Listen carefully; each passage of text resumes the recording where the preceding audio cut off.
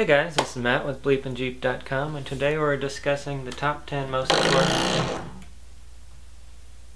mods to do to your Jeep, or my opinion of the top most important mods to do in order to your Jeep. Before we get started, check out my website, bleepinjeep.com. It's got all the best off-road videos on YouTube, none of the boring stuff, and don't forget to subscribe to my channel right here, Bleepin' Jeep. Alright, let's get started. So the first mod, what do you think it could be? A lot of people would say lift, tires, winch, lockers, but I have another opinion. Without a toolbox and the proper tools, it doesn't matter how much lift, what size tires you have, what kind of lockers you have.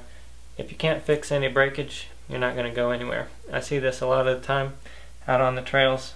Somebody will break, they don't even have a screwdriver, anything to fix it. So this is my number one important first modification that you should make, is to get a tool bag, fire extinguisher, a jack, flashlight, spare parts, CB radio, and a first aid kit.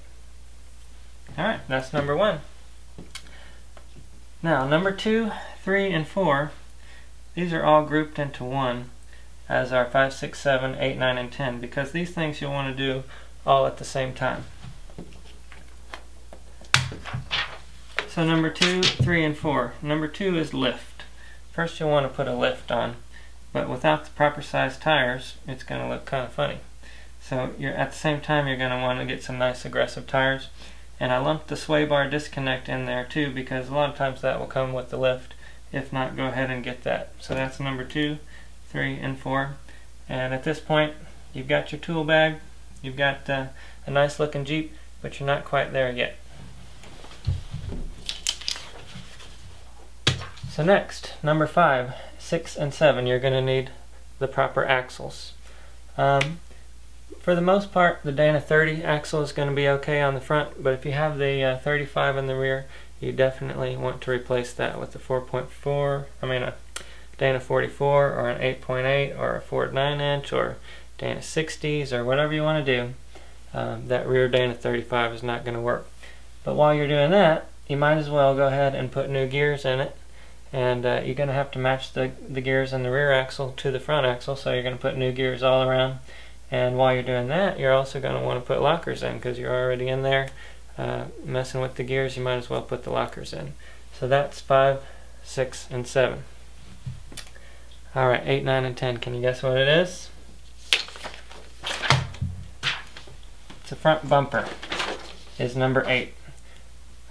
Without a proper tow point, it's if you do get stuck and something goes wrong, it's going to be impossible to get you out of there if you don't have a proper front bumper with shackles on the front. At the same time, you'll want to get a winch, so make sure you get a front bumper that has a winch mounting plate, so that you can put a winch on it if you're going to do that later on. So after you get the front bumper and your winch, then it's time to start thinking about armor. Armor is things like rock rails, skid plates, roll cages, and body armor. This will protect you from getting a lot of damage and keep you from breaking stuff, so you don't have to use these tools over here. Alright, so I hope that helps. Let's go over it again. Number 1, tools. Number 2, lift. Number 3, sway bar, disconnects. Number 4, aggressive tires. Number 5, axle. Number 6, gears. Number 7, lockers. Number 8, front bumper. Number 9, winch. And number 10, armor. This is just my opinion, of course, but if you have some comments or questions, please leave those below. I'd like to hear what you guys think.